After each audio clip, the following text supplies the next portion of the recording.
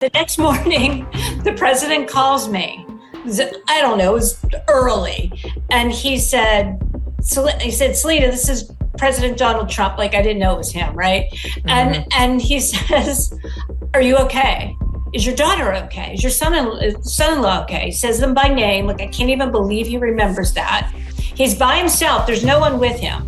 So it's not like he has like a little crib sheet, right? Watch Megyn Kelly sit there absolutely shocked as a guest tells her about her experience talking with Trump after the attempted assassination against him.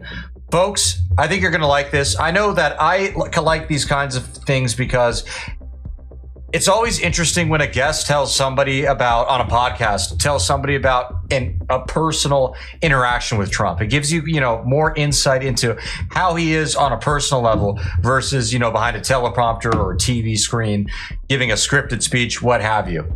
So with that being said, we are going to get right into it. But first, do me a big favor here. Like our video and share it around so we can keep bringing you all this great, hard-hitting content. And as always, Patriots, I'm your host, Darian, and this is Resist the Mainstream. The next morning, the president calls me. I don't know, it was early.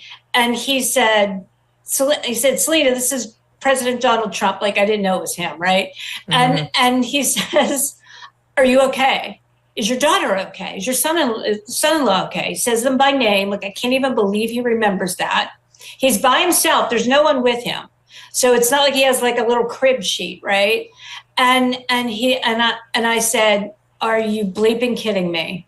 You just been shot and you're asking about me. And then I'm like, oh my God, I just swore at the president. And I got myself really upset. He ended up calling me 7 times that day. We had a very in-depth conversation and people can read it. But I want to go back to the cover of that book and why this moment's important. Because I asked him, and I asked him, I said, why did you say fight, fight, fight? And I'll never forget this. He goes, well, Selena, I wasn't Donald Trump in that moment. I was representing the presidency. And I have an obligation. Yeah, when I get chills every time I say I just got the chills too. Yeah, I have an obligation as a former president and maybe potentially president again, to show strength, to show people that we are resolved and nothing will hurt us or take us down, and we continue on. And I have that's amazing. That moment. I mean, we have it. Here it is. I mean, we've talked about the assassination moment. Let's look at the fight, fight, fight moment in SOT 32. Wait.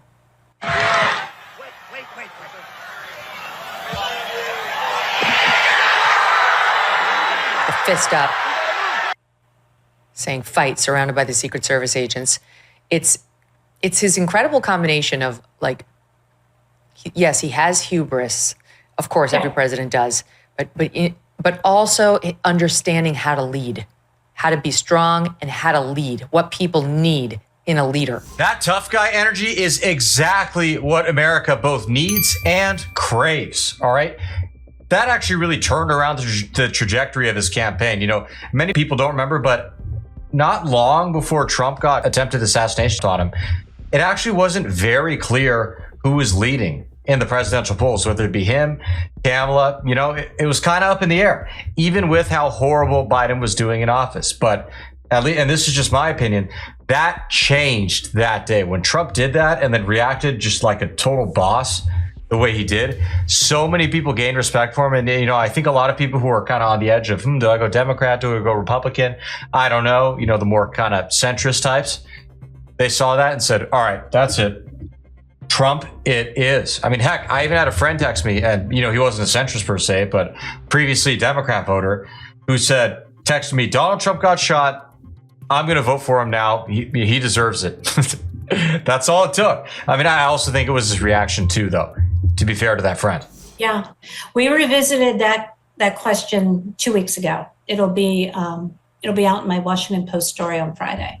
Very emotional interview between him and Helen Compatore, the widow of Corey Compatore, and myself. Oh, wow. And I asked him again. I said, you told me that. He goes, yeah, I did. I said, he goes, I mean, that's why I'm doing what I'm doing now. That's why I'm going full steam ahead, because I have purpose. God's hand was in that moment. And I have an obligation to be the best that I can be for this country. And again, I get goosebumps because people have all these different thoughts about who they think President Trump is. And as a reporter, and trust me, he's gotten mad at me too along the way. Yeah. But as a reporter, there is a humanity and empathy in him. Always remembers your name. True. Always asks about your children and your grandchildren. Always looks you in the eye. Was obsessed Always with your hair, which is fantastic. By the way, something funny about Trump, occasionally I do hear from the president in one way, shape, or form. And if he calls me, he says the same thing. It's your favorite president by far, by far. He's funny, you know. That to me is actually not exactly hubris. It's just funny. It's almost self-deprecating because he's just sort of like, yes, I am, period. Yes. He's very, very funny. There's a part in the book where he chases me around the green room with hairspray. But yeah, he really wants you to try hairspray because That's interesting. Okay. he loves your hair. He can't believe you don't need hairspray. President. Yeah, Mr. President, my hair is big enough. I do not need hairspray. And last week, or 2 weeks ago, when I rode on Air Force One. Now, let me tell you, as a kid that grew up on the wrong side of the tracks, who has been a waitress and worked in a sewage treatment plant and had been a cafeteria lady, right? Like I've not exactly had this life of privilege. And to be on Air Force One is like, oh my God, who am I? You know, it's absolutely wild to see how fond Trump apparently is of Megyn Kelly now, or, you know, and Megyn Kelly of Trump, essentially that they're friends. Do you guys remember the 2016 GOP presidential debate when Megyn Kelly was moderating and she totally just went after Trump trying to sink him? She asked him, "You've called women fat pigs, slobs, and disgusting animals." You know, Ben basically said, "What do you have to say for yourself?" And then Donald Trump, the legend, the man, the myth, the legend, said, "Only Rosie O'Donnell." And the whole crowd went wild. That is probably one of the best moments in political history, or at least recent American political history in terms of comedy. Okay, it was hilarious. Trump is a better comedian than most comedians. And I know that's not saying much when you consider the late night people like Jimmy Kimmel and Jimmy Fallon. They all suck. But even compared to actual comedians who are funny, he's up there. But as we're going from Air Force One into the Beast, which is the vehicle that the president uses, he asked me if I want a Diet Coke, and I scrunched my face. I do not have a poker face. Obviously, if anybody's watching this, they can see that. And he goes, "Wait, you don't like Coke?" I'm like, "No, I don't like pop." He goes, "Pop?" And so he couldn't believe I didn't like it. He goes, "You tried, you like it. It's the best Coke ever." It's amazing. And it's amazing he's as healthy as he is at his age, subsisting on McDonald's, Diet Coke, and Hershey chocolate bars. Keep I've never seen a skinny person drinking Diet Coke. Donald Trump. going. Yeah. And so I tried it. No poker face. I made a face and goes, "I can't believe you don't like Coke." So, but you know, I think it's so interesting. You talked to him 7 times the day after the shooting, and for at least 10 minutes a time. To me, that tells me he needed to talk to you. Like he must have needed to talk to people who were there, who are rational, who saw it, who had a perspective on it.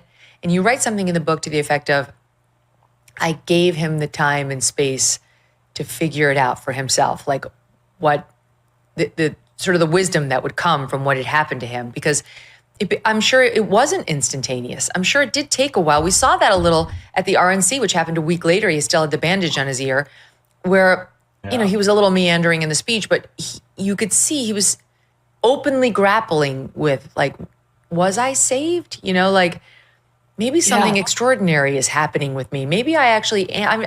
I believe Trump believes in God. I don't think he's particularly religious, but I do think that that experience started to reframe his own purpose here for him. Yeah.